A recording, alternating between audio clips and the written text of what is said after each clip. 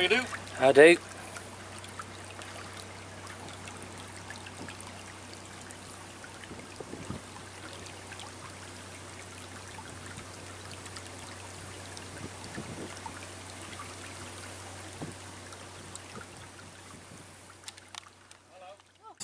I've got to be honest, and I think if you look, like, people get narrowboats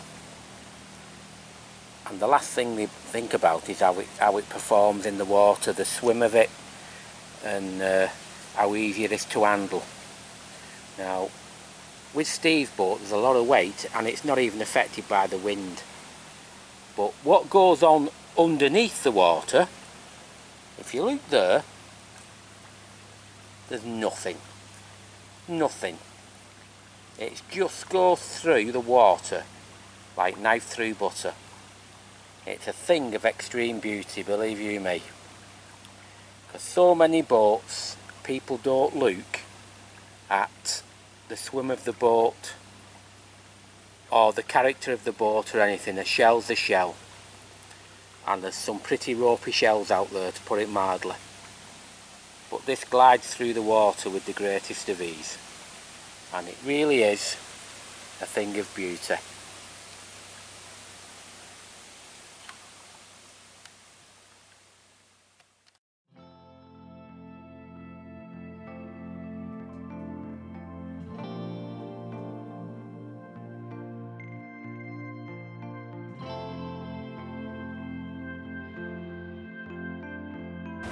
Again, this is just magical, coming through the trees with different bits of light shining through. And I just have to keep, I'm in awe of it all the time. I see stuff like this. You never get used to it because it changes constantly. If you come through in autumn, it's completely different. The colours are completely different. You think you've come on a different place.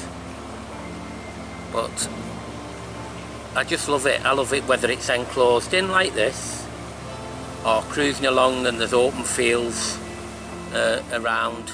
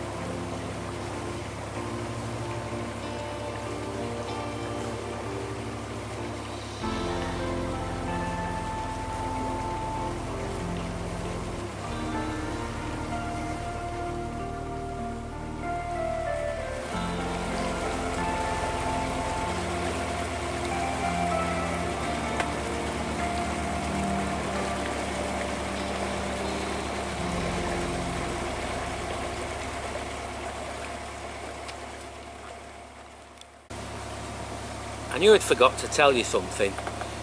What we're coming through here is Gopsall Wood, or it's what you've been seeing in the last few videos, and this is a site of special interest for scientific purposes. So there must be some pretty important things around here what us mere mortals don't know too much about.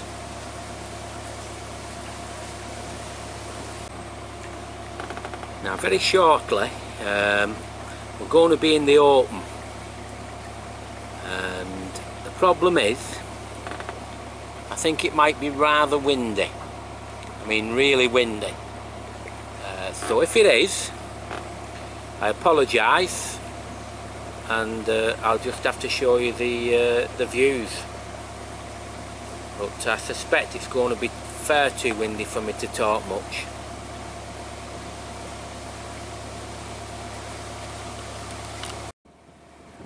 And so it continues. possibly, or probably, the finest views on the canal system.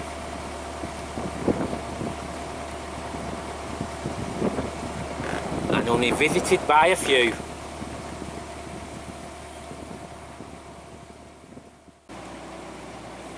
Well, coming up this way now, there's quite a few boats moored up on the right here. And that's because of a pub. Now, if you want loud music and all that lot, you don't come up the Ashby Canal. But if you want quietness and things that are half decent, you come up. But these will be moored up for a pub called the Globe. And this is, well, it wasn't, it was a pub what was just dying. But now it's got a cracking reputation, and it's that good that we phoned up to book a table today and was told it's fully booked up. So we'll have to visit on our way back down, but we're certainly going to do so. We're getting very close to the terminus now, but this is at Shackerstone or Shackerstone. But we have to just go through a small tunnel, 250 yards, where we will hopefully be staying on the other side of this for a few days. And there's a few stories to tell once we get up here, but I need to be off the boat to tell you, because then you'll get a better feel for it. Yeah, you always get somebody. This is the tunnel moorings where you don't tie. But they've decided to.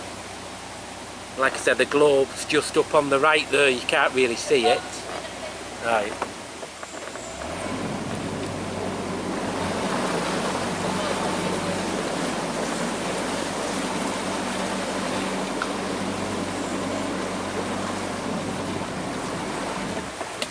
These people annoy the life out of me. It might be a canoe. No, it's not a canoe.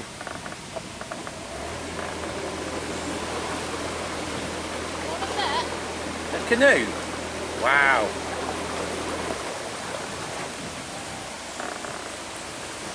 So dangerous, isn't it?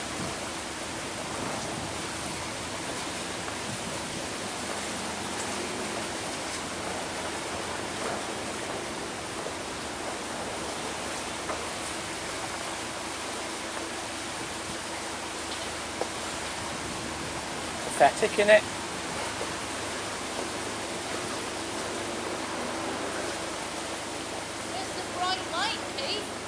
That's supposed to be the bright light, what he's got on his head. Yeah. How many near misses do you need?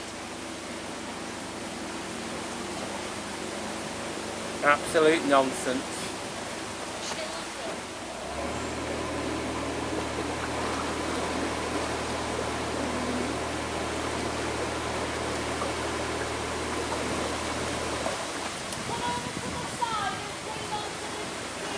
Oh.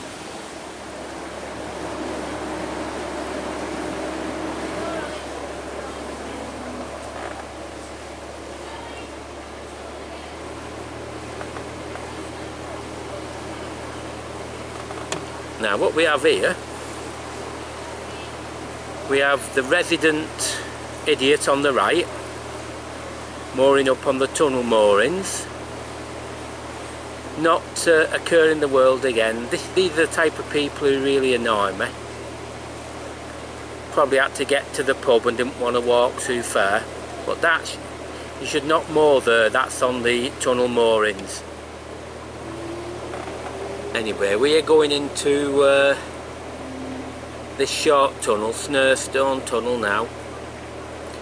And then it's just a short distance to the terminus. Been very enjoyable this, and we've got to all do it the opposite way. Right?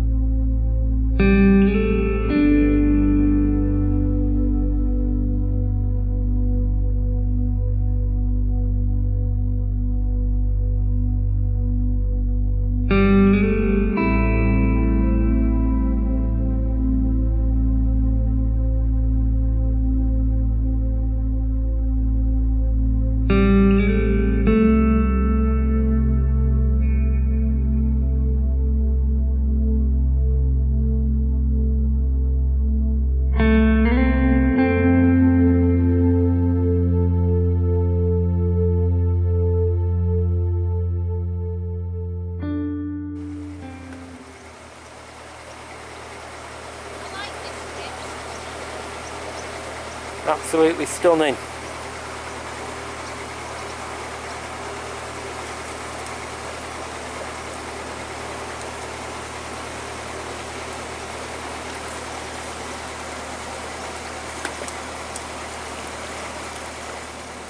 Well, here it is.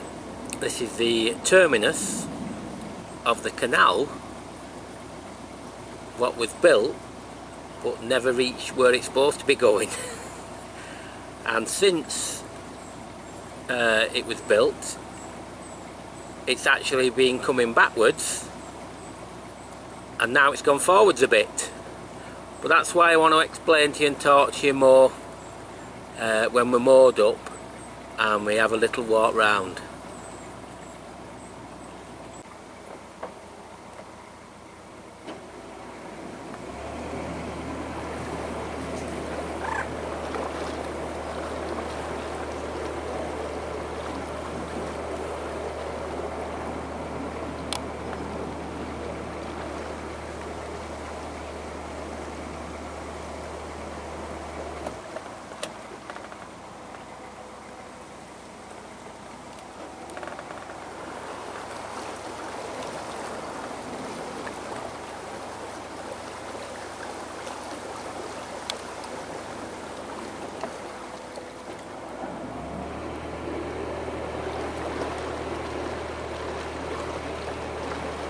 Well, we've come to moor up now.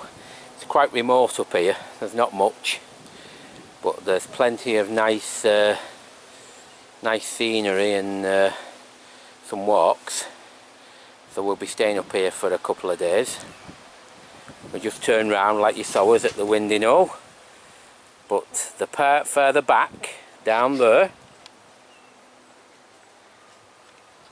and beyond, we'll have a talk about that in the next part of this vlog.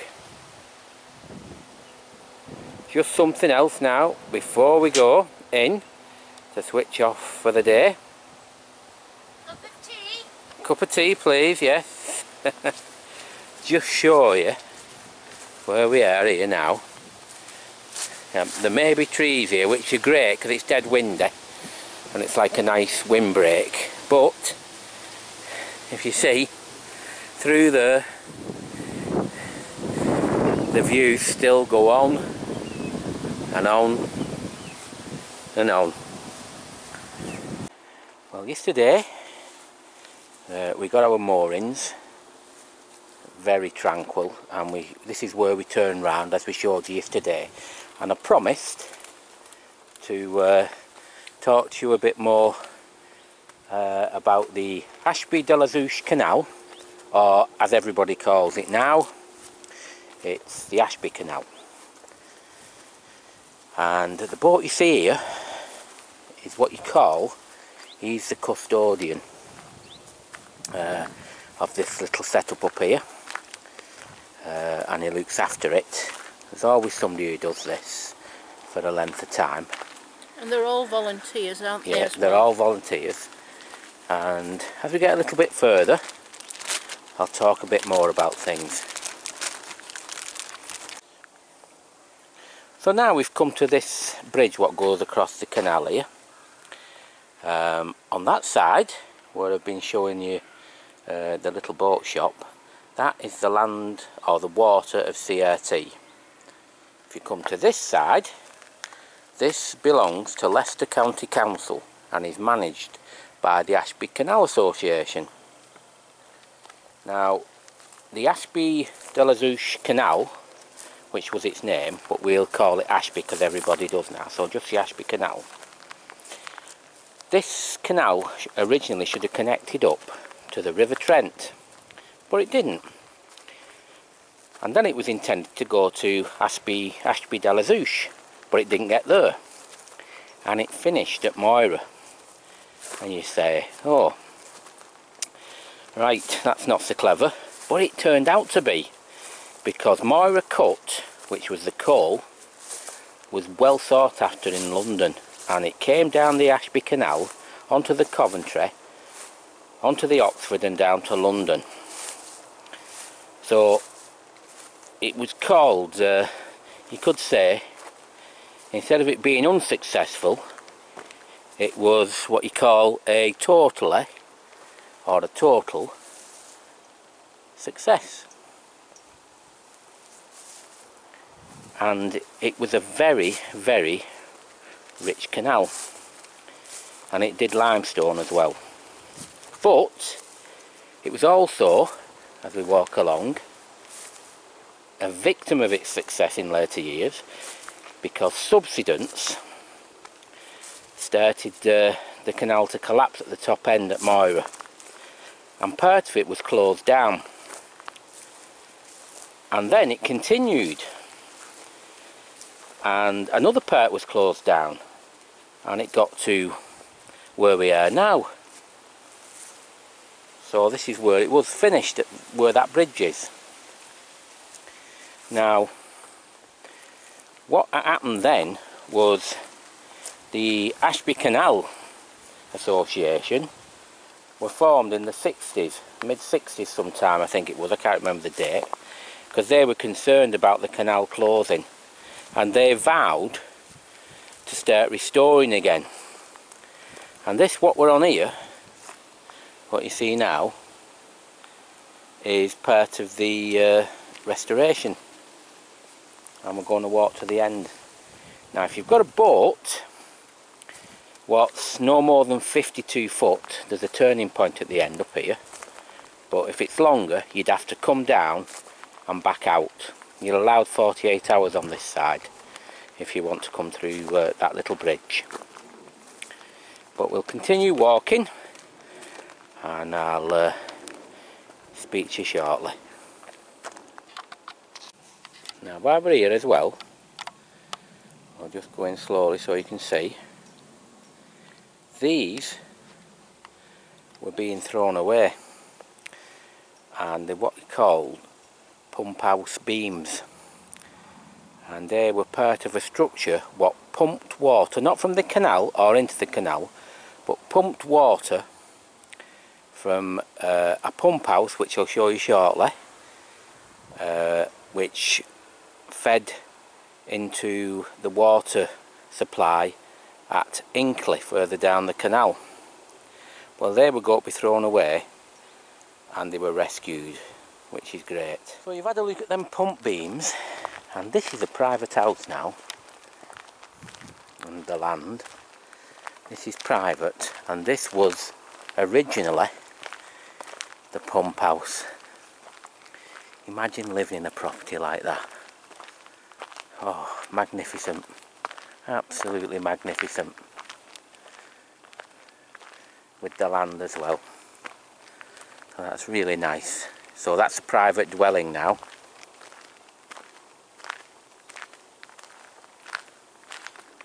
And this is it from another angle. But that's a really special property, that. Well, we continue to walk up the restored parts. It's the only problem is there's 8 miles of this to be done, and it probably, I can't swear on it, probably only about a mile and a bit has been done. But it's very hard to restore canals these days. But this one, ever so slowly, is moving on, and it is being done. There's no handouts for this. These are people who are canal nuts, a bit like me, but they're doing the and Bernadette, not just me, but we're doing the restoration side. And why here? Just to show what I said, there's one of the mileposts, and where we are is 22 miles. So it's 22 miles we've covered, 8 miles to go. So that confirms what I was telling you.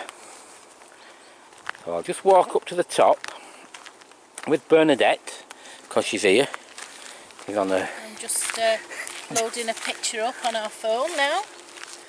She's here, coming along. And there's just a couple of little bits of what to tell you when we get to the top. and one of them involves something what's well sought after and very valuable. Right, we're coming towards the end of the or the terminus of the latest restoration works, but even the bridge has something about it, because when this was filled in, and you'll notice this in a minute, I tried to lift one of these as well. We know that there's a bit of modern stuff like the concrete and that there, but when it was filled in, all this was filled in, they used the old bridge, which was this at the time, as part of the rubble to do the filling. At this point, the wind got up so much, and I don't like doing voiceovers normally, but I just have to do. And I'm showing you the new brickwork at the moment on the bridge. That's just, you know, when you just get some old bricks from houses and that. But the ones what you're looking at now, these are the real bricks, and these are really heavy. And they managed to get a lot of these from out of where the canal was filled in. But the weight of them is incredible. I tried lifting one when I was down at the shop. And the other thing while we're here, this is bridge 62 now. And what I'm looking forward to, if all goes well, is in years to come, hopefully 10 years time, I've still got my health and the boat and everything, and hopefully me and Bernadette can walk a lot further, or preferably we'll take the boat along, as more of the Ashby Canal is restored, and it's fabulous. Well, we've just walked to the top now of the newly restored bridge, and at the back there now, what you can see, that is the new terminus at the moment, the restored part. Now, if your boat's 52 foot or less, you can turn round there, but if not, if we came down in our boat, for example, we'd have to reverse all the way back. But I think next time we do go down, we are going to go on that side of the Ashby and just travel the boat down to this end. Now, just before we go as well, about 4 or 5 miles further on, there's a place called Measham. Now, Measham is famous for its pottery, and particularly it's like teapots. They're very ornate, and the original ones with the boat names on and things like that are very, very sought after. And they bring quite an expensive price now, which I bet the old boaters cannot believe. But yes, they are very, very sought after. So, this is it. We're at the end. It's always sad to get to the end here, because we enjoy ourselves so much. But we'll be going back down the Ashby, and it's not finished there, because we'll be filming further and further and showing you other things. Because there's plenty of things to see, and me and Bernadette, you know, we can do the canal rings and that, but we love going to these canals with like a terminus where you've got double back. We find them very, very interesting and not as busy as the canal rings. So the Ashby, middle of the countryside, absolutely beautiful, and we've loved it, and we will continue to love it. And it's on with our next one, which is very interesting and unique.